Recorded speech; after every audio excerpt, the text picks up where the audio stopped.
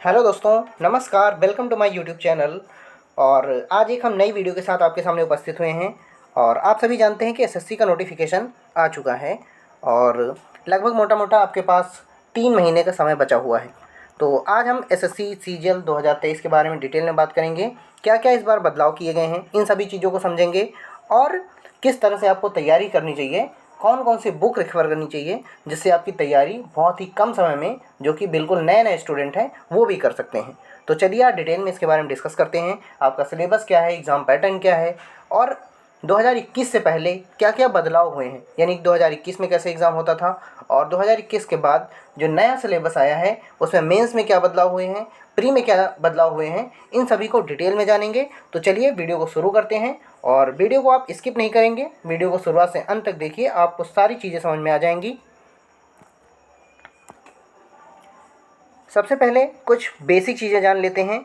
सबसे पहले इसमें हम जानेंगे कि कौन कौन इस फॉर्म को भरने के लिए एलिजिबल होता है। तो जो भी लोग ग्रेजुएशन कर चुके हैं, जिन्होंने भी ग्रेजुएशन कर लिया है, वो लोग इस फॉर्म को भरने के लिए एलिजिबल होते हैं। तो वो लोग इस फॉर्म को भर सकते हैं और इसकी फ़ीस बहुत कम होती है, 100 रुपये की फ़ीस होती है।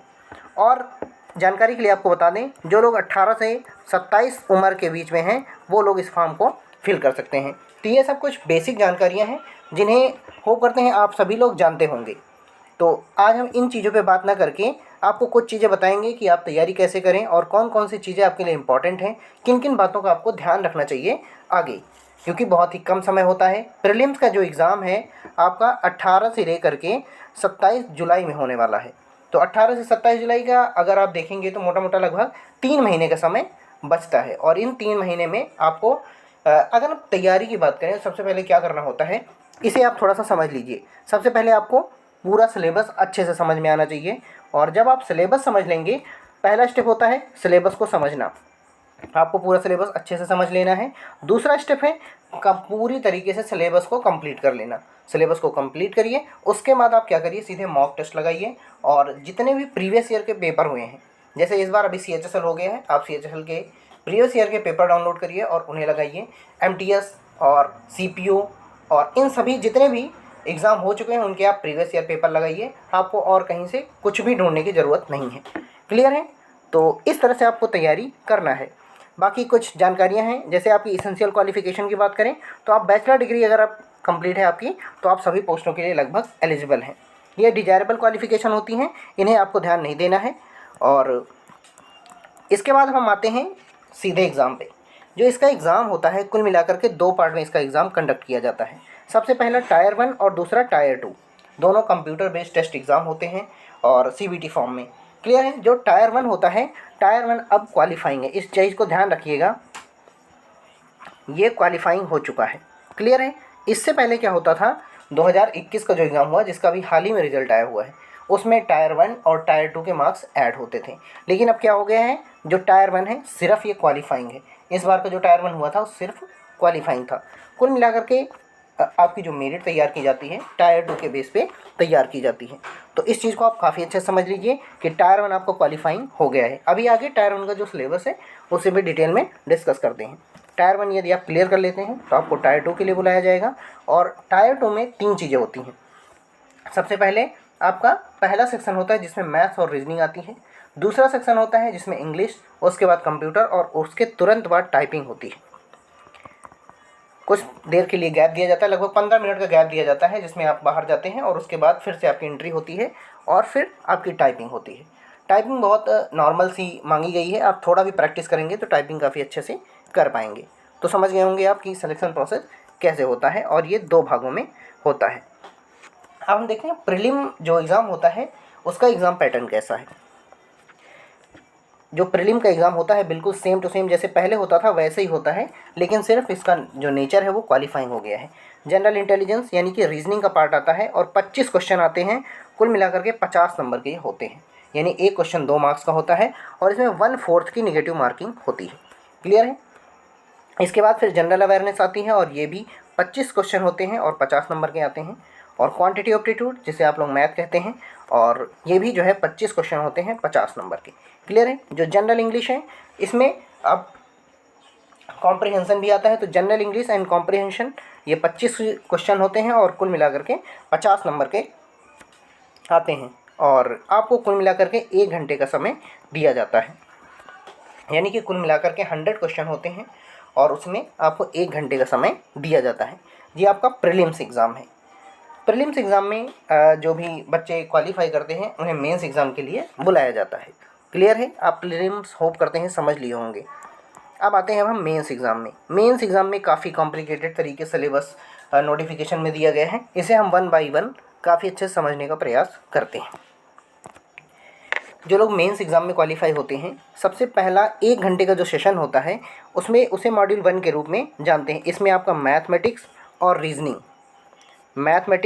रीजनिंग ये 2 चीज़ों का जो है टेस्ट लिया जाता है और इसमें कुल मिलाकर के 30 क्वेश्चन होते हैं, यानी कि 60 क्वेश्चन और कुल मिलाकर के आपको 1 घंटे का समय दिया जाता है। तो समझ गए आप। और ये कुल मिलाकर के 180 मार्क्स का होता है, यानी कि एक क्वेश्चन 3 नंबर का होता है। यहाँ से आपको 60 क्वेश्चन मिलते हैं और एक क्वेश्चन 3 नंबर का होता है, यानी 180 नंबर आपको यहाँ से मिल जाते हैं 1 घंटे में मैथमेटिक्स और रीजनिंग के लिए। क्लियर हो गया? ये है। और इसके जस्ट बाद जैसे ये सबमिट होता है तुरंत इसके बाद अगला सेशन आता है और इस अगले सेशन में इंग्लिश और जनरल नॉलेज इन दोनों का टेस्ट होता है। इंग्लिश के कुल मिलाकर के 45 क्वेश्चन होते हैं और जो जनरल नॉलेज है इसके 25 क्वेश्चन होते हैं। होप करते हैं दोनों को आपने समझ लिया होगा। टोटल होते हैं 70 और एक क्वेश्चन 3 नंबर का होता है, तो 210 नंबर आपको यहाँ से मिलते हैं। यानी कि 180 आपको इससे पहले मिल चुके हैं और 210 नंबर का आगे पेपर होता है। तो ये हो गया है, ये टोटल हो जाता है 390। यहाँ पर आपको लिख दे रहे हैं 390 पर आपकी मेरिट तैयार की जाती है। समझ गए आप? तो ये है। अभी हम डिटेल में इंग्लिश में क्या क्या पूछा जाता है उसे भी समझेंगे, टोटल सिलेबस का डिस्कशन करेंगे। क्लियर हो गया यहाँ तक? इसके बाद आपका होता है कंप्यूटर भी क्वालिफाइंग नेचर का है। समझ लीजिए, जो कंप्यूटर होता है इसमें 20 क्वेश्चन होते हैं और एक क्वेश्चन 3 नंबर का होता है। कुल मिलाकर के 60 जो है नंबर का ये पेपर होता है। इसके तुरंत बाद डाटा एंट्री स्पीड टेस्ट होता है, ठीक है। और इसमें आपको 10 मिनट का समय दिया जाता है। 10 मिनट का टेस्ट लिया जाता है जिसमें आपको लगभग 27 वर्ड पर मिनट के आसपास टाइपिंग करनी होती है और उसमें एरर के लिए भी आप जो है 25% एरर कर सकते हैं। तो और इसके अलावा जो स्टैटिक का पेपर होता है, जो लोग एएसओ और एओ की पोस्ट के लिए एलिजिबल होते हैं उन्हें स्टैटिक्स और जनरल स्टडीज़ में फाइनेंस एंड इकोनॉमिक्स का पेपर देना पड़ता है। तो ये था आपका पूरा एग्ज़ाम पैटर्न। अब हम देखते हैं डिटेल सिलेबस। ये आपको हम बता चुके हैं, मैथमेटिक्स मॉड्यूल 1 में है, रीजनिंग है, इंग्लिश, जनरल नॉलेज, कंप्यूटर और डाटा एंट्री टेस्ट। इसकी आप पीडीएफ रखना चाहते हैं तो आप जो है हमें टेलीग्राम के साथ जुड़ जाइए, आपको पूरी पीडीएफ वहाँ पर हम प्रोवाइड कर देंगे। वहाँ से आप जो है इसकी पीडीएफ देख करके काफ़ी अच्छे से तैयार कर सकते हैं। जो टायर 1 है इसमें जनरल इंटेलिजेंस का जो सिलेबस है वही लगभग सेम टू सेम जो है मेंस में भी है। हम देखते हैं जो जनरल इंटेलिजेंस या फिर रीजनिंग का सिलेबस होता है, इसमें जो चीज़ें आप लगातार पढ़ रहे हैं, जैसे कि आपके यहाँ एनालॉग, एनालिसिस, ठीक है, प्रॉब्लम ऑफ एज और classification, arithmetic, number series, non verbal, ठीक है, कोडिंग एंड डिकोडिंग, ये सभी चीज़ें पूछी जाती हैं। इन्हें आप यहाँ पर काफ़ी अच्छे से देख सकते हैं। जैसे कंक्लूजन और स्टेटमेंट को आप अच्छे से तैयार कर लीजिए। एनालॉग बहुत अच्छे से, सिम्बॉलिक जो नंबर आते हैं एनालॉग आता है, क्लियर है। फिगर एनालॉग आता है, सिमेट्री है, क्लासिफिकेशन है, सिम्बॉलिक नंबर्स हैं, फिगर एंड सीरीज़ है, प्रॉब्लम सॉल्विंग क्वेश्चन आते हैं। तो इस तरह से जो भी चीज़ें आप काफ़ी अच्छे से तैयार कर रहे हैं, यही सब चीज़ें आपके एग्ज़ाम में आती हैं। तो इसे आप एक बार डिटेल में देख लीजिए, क्योंकि यदि हम सभी टॉपिक को पढ़ते हैं तो वीडियो थोड़ी सी लंबी हो जाएगी। इसके बाद आते हैं हम जनरल अवेयरनेस पे। जो जनरल अवेयरनेस है, यहाँ पर आपको क्या क्या तैयार करना होता है: history, geography, polity, economics, science और इसके अलावा स्टैटिक पार्ट है और साथ में करंट अफेयर्स। इतनी चीज़ें आपको काफ़ी अच्छे से तैयार करनी होती हैं। स्टैटिक पार्ट के अलावा करंट अफेयर्स भी काफ़ी अच्छा आता है। लगभग 2 से 3 नंबर का करंट अफेयर्स प्रीलिम्स में आता है और मेंस एग्ज़ाम में इस बार काफ़ी अच्छा करंट अफेयर्स आया है। योजनाएं काफ़ी अच्छे से आई थी और जो है जैसे स्टेट पीसेस होते हैं वैसे एग्ज़ाम के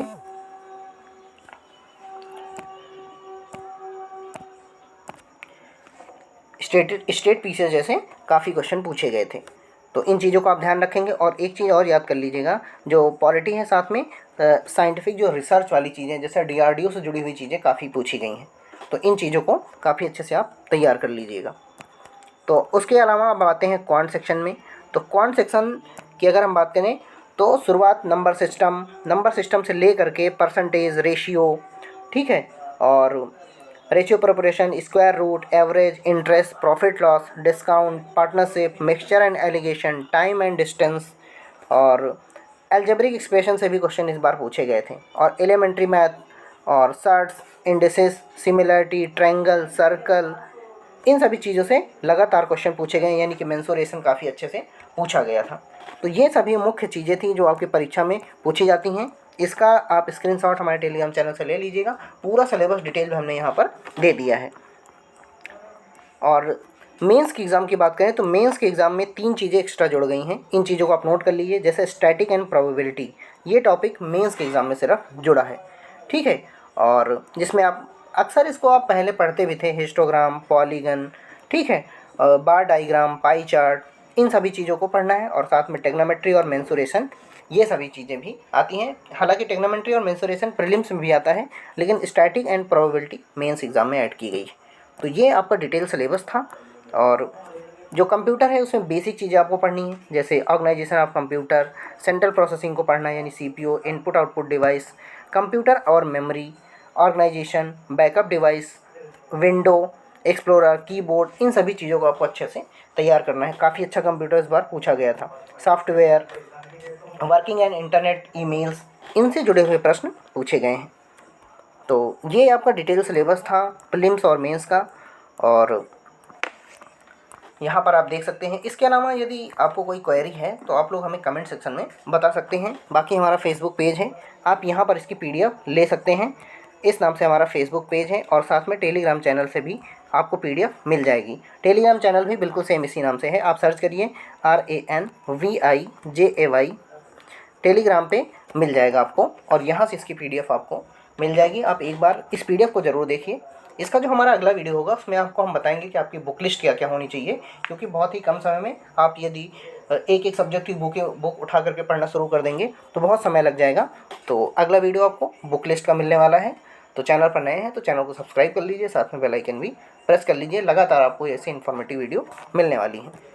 तो चलिए फिर मिलते हैं नेक्स्ट वीडियो में। जय हिंद, जय भारत दोस्तों।